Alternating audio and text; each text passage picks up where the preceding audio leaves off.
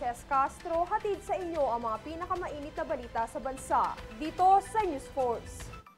Sa ulo ng mga balita, mga estudyante may 50% fair discount sa mga tren. Publiko, pinag-iingat sa kumakalat na pekeng taxi rates sa NAIA. PAGCOR at DICT nagsusumikap na tuluyang matanggal ang illegal gaming websites. DOT, binatikos ang umano'y maling ulat sa pagiging pinakadelikadong bansa ng Pilipinas.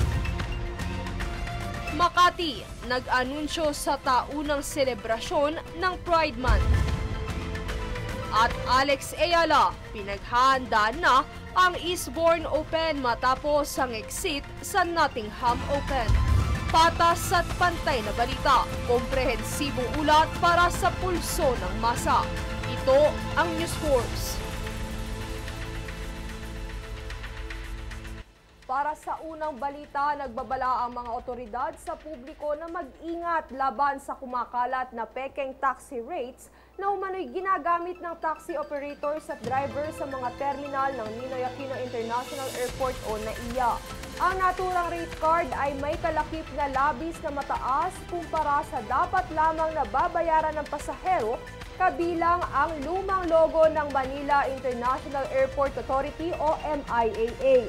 Ayon sa MIAA, peke ang rate card na ito at tinatago lamang ng mga koloro na driver upang singilin ng mga pasahero nang umano'y mas mababang bayad, ngunit ito ay iligal na singil. May 50% discount na ang mga estudyante sa lahat ng tren simula nitong Biyernes. Applicable ito sa tatlong major rail lines tulad ng LRT1, LRT2 at MRT3. Alinsunod ito sa kautusan ni Pangulong Ferdinand Marcos Jr. na mabawasan ang gastos ng mga estudyante at kanilang mga magulang, lalo na't balik eskwela na. Pabor si Pangulong Ferdinand Marcos Jr. sa muling pagpapatupad ng NCAP. Malaki umano ang ambag ng pulisiya sa road discipline ng mga motorista. Narito ang ulat. Suportado ni Pangulong Ferdinand Marcos Jr. ang No Contact Apprehension Policy o NCAP, bunsod ng magandang dulot nito hinggil sa road discipline at pagsugpo sa katiwalian. Ayon sa Pangulo, maganda ang layunin ng pulisiya, partikular sa pamamahala sa daloy ng trapiko kung saan mahigpit na nasusunod ang rules of the road. Samantala, mula nang ibalik ang NCAP, kapansin-pansin din ang pagbuhos ng kritisismo mula sa mga pribadong motorista at mga operator ng pampublikong sasakyan kung saan kanilang pinangangambahan ang hindi anticipated na mga parusa. Bunsod nito ay tumugon naman ng Pangulo na isa sa pangunahing layunin ng NCAP ay ang maiwasan ang panunuhol ng mga nagkasala para lamang umiwas sa karampatang parusang kahaharapin sa kanilang bayulasyon. Una nang inilunsad ang NCAP taong 2002, ngunit ito ay nasuspende noong 2022 bunsod ng mga legal conflict at complaints dahil sa hindi patas na mga parusa. Ngunit muli itong ipinatupad ngayong taon sa ilang lugar matapos alisin ng Korte Suprema ang Temporary Restraining Order nitong May 20, kasunod na rin ang mosyon ng Metro Manila Development Authority. Ang programa ay gumagamit ng mga kamera at iba pang mga digital tool upang mahuli ang mga lumalabag sa trapiko ng hindi nangangailangan ng mga enforcer. Sa halip, ang mga tiket ay direktang ipinadadala sa mga rehistradong may-ari ng sasakyan. Ngunit gayunpaman, nilinaw ng MMDA na isinasa ilalim pa rin nila sa manual review at validation ng NCAP para masiguro na tama ang pagtiket o paghuli nito bago mag-issue ng notice of violation sa paglabag. Princess Castro, nag-uulat para sa Golden Nation Network. Hindi naman sinusuportahan ng United Nations Children's Fund o UNICEF ang mga gagawing pagbabago ni President Marcos sa Basic K-12 Education Program. Ayon kay UNICEF Education Director Fushimi Akihiro, ang Pilipinas ay nasa tamang direksyon na sa pagsulong ng K-12 at sumusuporta ang UNICEF sa pagpapatibay nito. Nagbigay din ng babala ang UNICEF sa paglaganap ng learning crisis sa bansa dahil marami ang hindi marunong magbasa at nahuhuli sa basic mathematics. Samantala, nagsusumikap ang Philippine Amusement and Gaming Corporation o PAGCOR at Department of Information and Communications Technology o DICT na tuluyan na matanggal ang lahat ng illegal gaming websites. Ito'y bunsod ng labis na pagtaas ng bilang ng mga Pilipinong nalululong sa online games. Sa kasalukuyan, nasa 7,000 ang hindi otorisadong online gaming sites ang natanggal na ng kagawaran. Sa nalalapit naman na State of the Nation Address o SONA ni Pangulong Ferdinand Marcos Jr., sa July 28 ay patuloy na rin ang paghahanda ng interagency body sa kaganapan.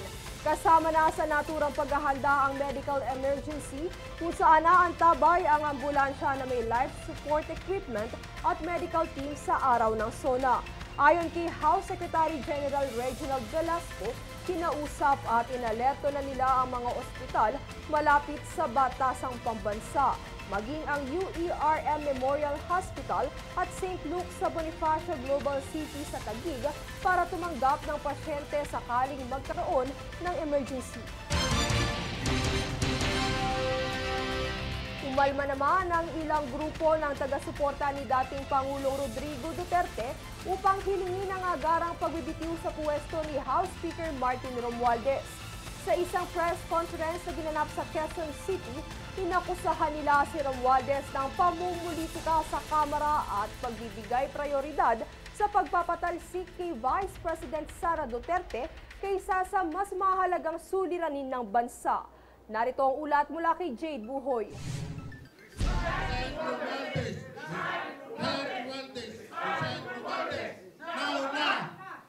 Ito ang hinaing ng mga grupo sa bawat sektor bilang pagpapahayag ng kanilang pagkadismaya. Kabilang na dito ang mga kinatawan mula sa iba't ibang sektor gaya ng mga katutubo, OFW, negosyante, abogado, sa transportasyon at karaniwang mga mamamayan ang nagtulungan upang ipaabot ang kanilang panawagan. Denial namin against Speaker Romualdez for falsification of legislative documents.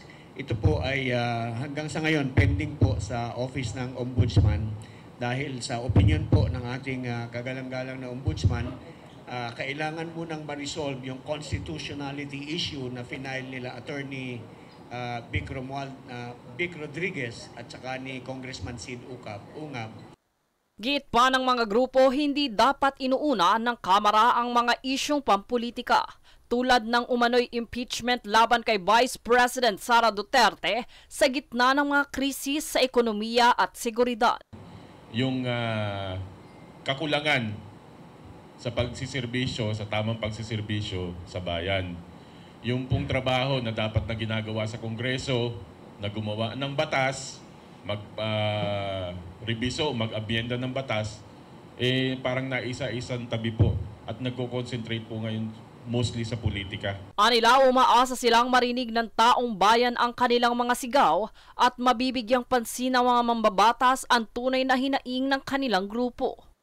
Pagigiit pa nila na ang pamumuno ni Speaker Martin Romualdez ay naging balakid sa pagkakaisa ng gobyerno at ng sambayanan. Ito'y kaakibat ng kanilang panawagan na managot si Speaker Martin Romualdez sa mga aksyon at bigyan daan ang isang mas makatao at makabansang pamumuno sa Kamara.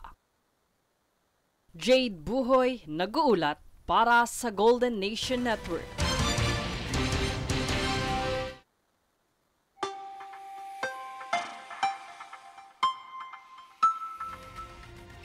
Sa ating ulat panahon, nananatili sa Mindanao ang Intertropical Convergence Zone o ITCZ. Kaya naman asahan ang maulang panahon ngayong araw sa mga lugar ng Caraga, Davao Region, Zamboanga Peninsula, Sultan Kudarat, Sarangani, Basilan, Sulu, Tawi-Tawi at Palawan. Samantala, easterlies pa rin ang dahilan ng masamang panahon sa Aurora, Quezon, Maynila at natitirang bahagi ng bansa.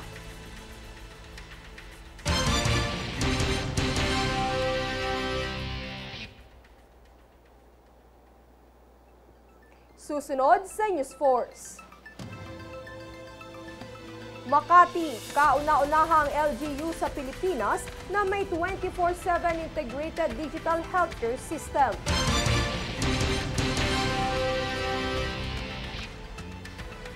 Zika virus na detect sa Singapore.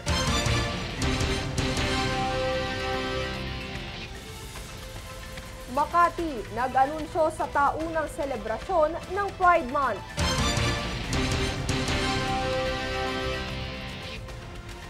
Manatiling nakatutok para sa higit pang mabalita sa pagbabalik ng News Force.